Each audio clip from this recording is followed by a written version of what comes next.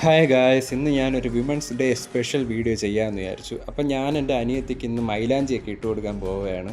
സാധാരണ ഞാൻ ഇവർക്ക് സ്ഥിരം ഇട്ട് കൊടുക്കുന്നതാണ് കേട്ടോ. അപ്പം പതിവ് തെറ്റിക്കാതെ ഇത്തവണ എനിക്ക് മൈലാഞ്ചി കൈ കൊണ്ട് വന്നിട്ട് പറയുമായിരുന്നു മൈലാഞ്ചി ഇട്ട് കൊടുക്കണമെന്ന്. അപ്പോൾ അവൾ ഓരോരോ ഡിസൈൻ ഇങ്ങനെ ഫോണിൽ കാണിച്ചു തരുമായിരുന്നു, ഇതെല്ലാം ഇട്ട് കാണിച്ചു തരൂ, ഇതൊന്ന് ഇട്ട് തരുമോ എന്നൊക്കെ. അപ്പോൾ എനിക്ക് പക്ഷേ ഇതെല്ലാം ഒന്നും കാണുമ്പോൾ എനിക്ക് എന്തോ പോലെ തോന്നുകയാണ്. ഇതുപോലെയൊന്നും വരില്ല കേട്ടോ. ഇട്ട് വരുമ്പോൾ എന്തായാലും കുളമാവും, അതുറപ്പാണ്. എന്തായാലും അവളുടെ ഒരു സന്തോഷത്തിന് ഞാൻ വേണ്ടാന്ന് പറയാറില്ല, ഇതെല്ലാം ചെയ്തു കൊടുക്കാമെന്നൊക്കെ പറയും. പക്ഷേ നമ്മൾ ഈ ഡിസൈനൊക്കെ കാണുമ്പോൾ ഉള്ള ഭംഗി മാത്രമേ ഉള്ളൂ കേട്ടോ. ഇത് വരച്ച് വരുമ്പോൾ ഇത്രയൊന്നും ഭംഗി വരില്ല. മാത്രമല്ല ഓരോ മൈലാഞ്ചി ഇടുന്ന ആർട്ടിസ്റ്റുകളൊക്കെ ചെയ്യുന്നതൊക്കെ ഞാൻ കണ്ടിട്ടുണ്ട്. പക്ഷേ അവരുടെ ആ ഒരു സ്കില്ലൊന്നും എനിക്കില്ല കേട്ടോ.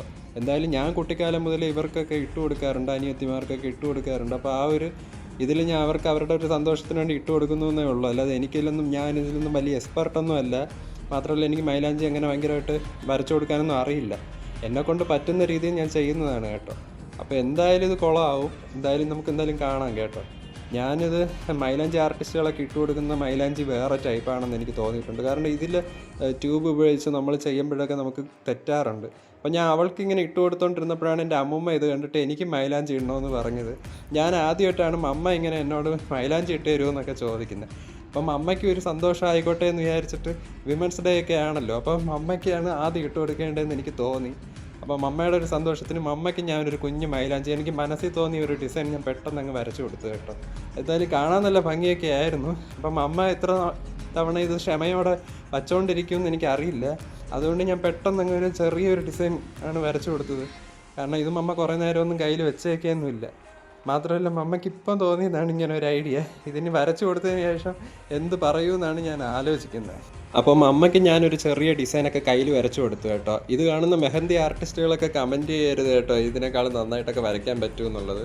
കാരണം എന്നെക്കൊണ്ട് പറ്റുന്ന രീതിയിലാണ് ഞാൻ ഈ വരയ്ക്കുന്നത്. ഇത് ഞാൻ കഴിഞ്ഞ തവണ അവൾക്ക് വരച്ചു കൊടുത്ത പടമാണ് അവൾ എനിക്ക് ഫോണിലെടുത്ത് കാണിച്ചു തന്നത്. ഏത് ഡിസൈൻ ഞാൻ വരച്ചാലും അവസാനം ആ ഒരു ഡിസൈൻ തന്നെ ആയി വരും കേട്ടോ. എങ്ങനെ ആയാലും പല ഡിസൈനൊക്കെ കാണിച്ചു തരുമെങ്കിൽ. അപ്പം ഞാൻ അമ്മയടുത്ത് പറഞ്ഞിട്ട് അത് ഉണങ്ങാൻ വേണ്ടി അമ്മ അതിൽ ഊതി ഇരിക്കുകയായിരുന്നു പെട്ടെന്ന് ഉണങ്ങാനായിട്ട്. അപ്പം മൈലാഞ്ചി ഇട്ടിട്ട് ഞാൻ വേർത്ത് ഒലിക്കുകയാണ് കേട്ടോ. എൻ്റെ കണ്ണിൽ നിന്നൊക്കെ വെള്ളം വന്നു. കാരണം ഇത് ഭയങ്കര ക്ഷമയോടെ ചെയ്യേണ്ട കാര്യമാണ്. എനിക്കത്ര ക്ഷമയൊന്നുമില്ല. മാത്രമല്ല ഇവർക്ക് പരീക്ഷയുടെ തലേന്നൊക്കെ ആയിരിക്കും ഇവളിത് എടുത്തുകൊണ്ട് വരുന്നത്. എനിക്ക് ആ ഒരു ദേഷ്യവും എനിക്കുണ്ട്.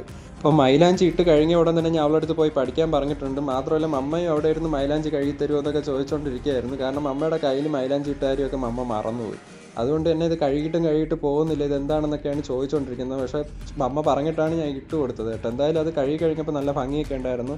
അപ്പോൾ എൻ്റെ അനിയത്തി ഇട്ടതും അവൾ അടുത്ത ദിവസം കാണിച്ചു തരാമെന്നൊക്കെ പറഞ്ഞിട്ടുണ്ടായിരുന്നു. അപ്പോൾ അവളുടെ കയ്യിൽ ഇട്ടത് നന്നായിട്ട് വന്നിട്ടുണ്ട്. അപ്പോൾ ഇത് ഇഷ്ടപ്പെട്ടവർ കമൻറ്റ് ചെയ്യാൻ മറക്കണ്ട കേട്ടോ. അപ്പോൾ എല്ലാവർക്കും ഒരിക്കൽ കൂടെ ഹാപ്പി വിമൻസ് ഡേ.